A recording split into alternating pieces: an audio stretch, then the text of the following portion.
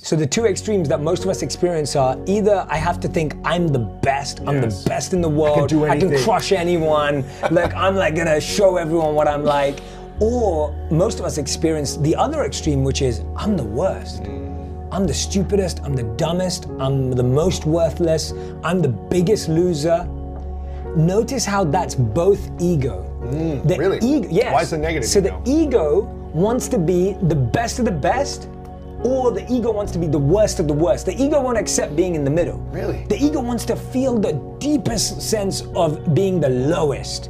And that's why victim mentality is actually a subsequence of ego. Really? Yeah, that's how it's explained in the Bhagavad Gita, because the point is that you can't deal with just being bad, you have to be the worst. My pain is the worst. I think Jada talked about this on your podcast, where she was like, you know, I had to tell people why my hurt was more painful than their hurt, and they could never understand how bad it was. Right? Exactly. That's ego as well. That's ego as well. So you see these two sides of ego keeping us locked away.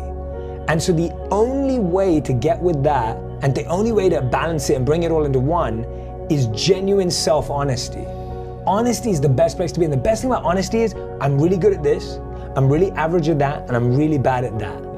And the challenge we have with that is most of us have no idea. We just have zero self-awareness about what we are good at, what we are bad at, and what we're average at. So we think, I'm pretty average at everything, I'm pretty good at everything. And when I hear those answers, I'm like, simple things, just go and talk to people that know you. What am I great at? Ask them, what's my superpower? What do I do differently? What do you think I do that is different that no one else does? And guess what? I guarantee you, if you ask a colleague, if you ask a friend, if you ask a family member, if you ask people from different things, they'll say different things. But you get to learn about yourself. So real confidence comes from knowing your strengths and going all in on them.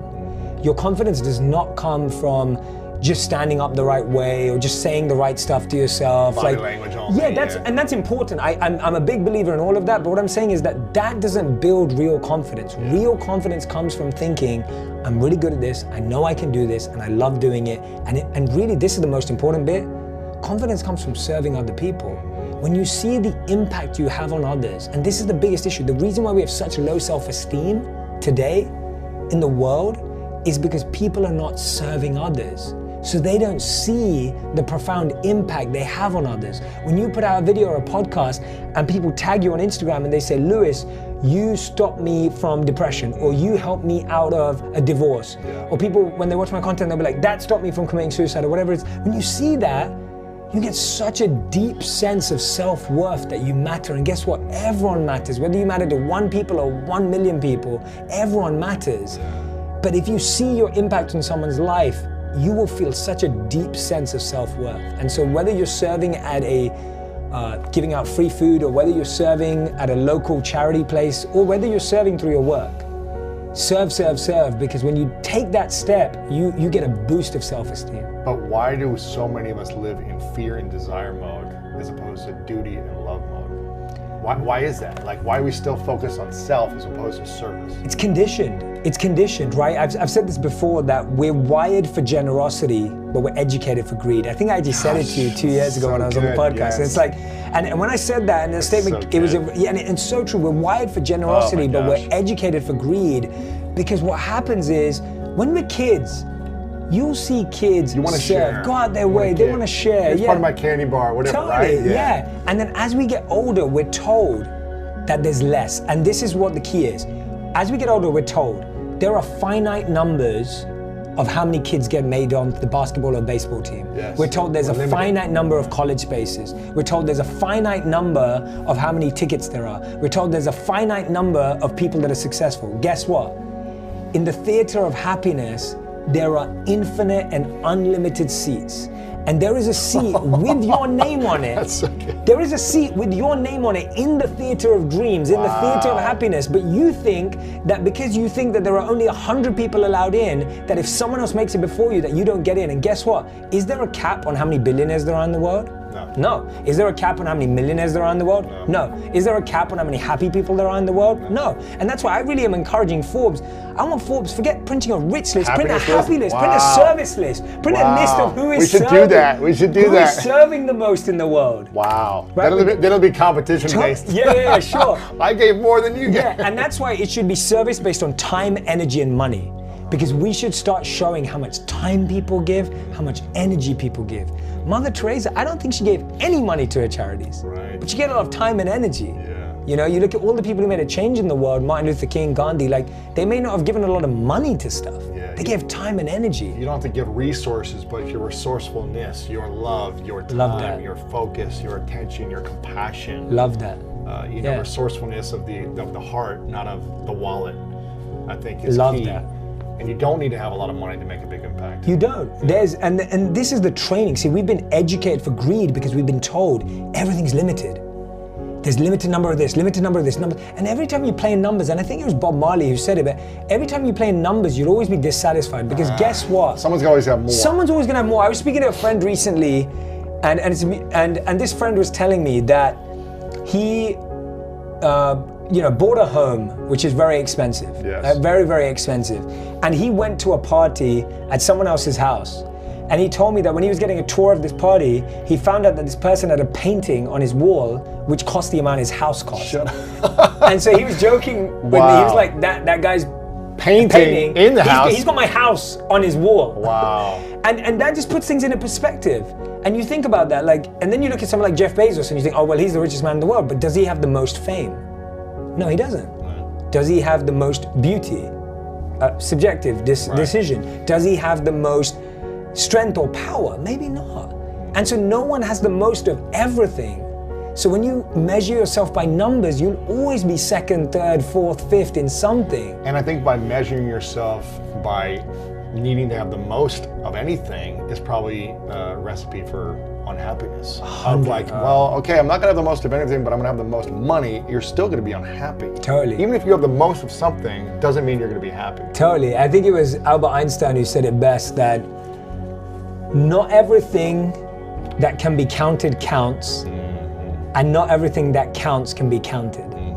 And I love that because it removes this belief that things are finite and limited, and they're not. If you want to be happy and successful, no matter that there are 700,000 podcasts, if that is your dharma, if that's your calling, if that's your purpose, like, you can do that. There's no cap on how many successful soccer players that can exist at the same time. Or how many books are out in the world. There's no cap. There's no one stopping you, and that's the mindset that we're educated for, that scarcity and greed. And what's the difference between the monkey mind and the monk mind? Yeah, I'm glad you brought that up. So the monkey mind is what we experience on a day-to-day basis.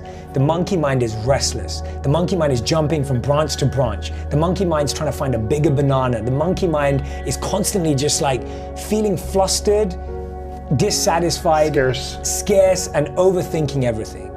The monk mind is the exact opposite. The monk mind is calm and composed.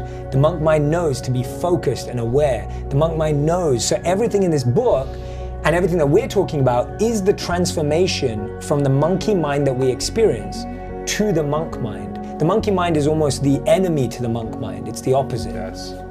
And how does someone who is living in a sense of scarcity, because there are people living in scarcity where they're unable to pay their bills, they're unable to provide food for their kids, they're single moms, they're stressed. They're stressed, they're overwhelmed. It's hard to get into a sense of abundance when you're in scarcity and stress. So how does someone find purpose in chaos when they can't even get out of the thinking because they're just trying to survive? Yeah. So, beautiful question. My biggest answer is, first of all, I empathize with anyone who's been in that situation, I can't ever say I've been in that situation in the same way, but I've experienced similar things. You've seen feeling in your life. Yeah, in my own way. And I've seen my mom go through stuff like that. I know that my mom worked really hard to raise me and my sister while working, you know, while running around. And I've seen my mom be that incredible powerhouse of a person. And the main thing I would say is, what you can do right now is find meaning in what you do. Make what you do meaningful, passionate, and purposeful. You don't need to suddenly look to become an entrepreneur or start a side hustle or find some more time. Find meaning. And the way you find meaning, as you genuinely stop, press pause for a second, and go, what am I living for? Like, what am I living for right now? And if you're living for your child, and if you're living to provide and put food on the table, that is a beautiful thing that we should celebrate more. And sometimes it takes us a moment to stop and celebrate that. And so I would say find meaning, because you can't always find happiness, you can't always find positivity, but you can always find meaning in that position. So I'll give an example, like I lost someone really important to me, a mentor, a few days back. I can't be positive about that. You can't be happy about that. Yeah, it's hurtful. You feel sad, you feel lost, but guess what? I can find meaning in it. Because I can make a list of every lesson he taught me and make a plan to try and live every one of those lessons. Wow, that's beautiful. And so if you're in a really tough situation right now, don't look for positivity. Don't look for happiness. Look for meaning. That's a good one. Not trying to get yourself out of pain too quickly or discomfort or frustration. Yeah. Which I've been guilty of being like, oh, just be positive or whatever to people. But I think it's like, have your experience. Yes. Live your experience and find meaning as quickly as possible. Yeah. And create a commitment to how you want to use that meaning moving forward. Love okay, that. I may not be great tomorrow, maybe not next week, next month, but I'm going to use this meaning to serve other people, to continue to do what I love, continue to be great to my friends, my family in the best way possible. And when you start doing those small things with love and kindness, so much more opens up. It's like when you can be trusted with the small things and the small moments, you get trusted with more and more and more. And so like, it helps to just, in that moment, and it's in those painful moments that you realize how powerful you are. We all know that. Like you really recognize it. And what you said was beautiful about not rushing through the pain, because, and this example's probably been shared before, but if you have a wound and you've cut yourself, it's like you can't rush the healing. You can't rush it. If you broke your arm, and you've been through so many bodily injuries, you can't rush the process. It's going to take 6 weeks minimum to heal a broken bone. Yeah, minimum. And you've got to sit through that. It's painful. There's no injections you can take. There's no videos you can watch. There's nothing you can listen to. But our challenge is we try and rush through the pain rather than reflect through the pain. We try to rush the healing process. Try to rush the healing, and you can't rush healing. And healing is meant to be slow because it buys you time. It buys you reflection. It gives you so much space to slow down. If you want even more videos just like this one, make sure you subscribe and click on the boxes over here. I'm also excited to let you know that you can now get my book, Think Like a Monk, from thinklikeamonkbook.com. Check below in the description to make sure you order today.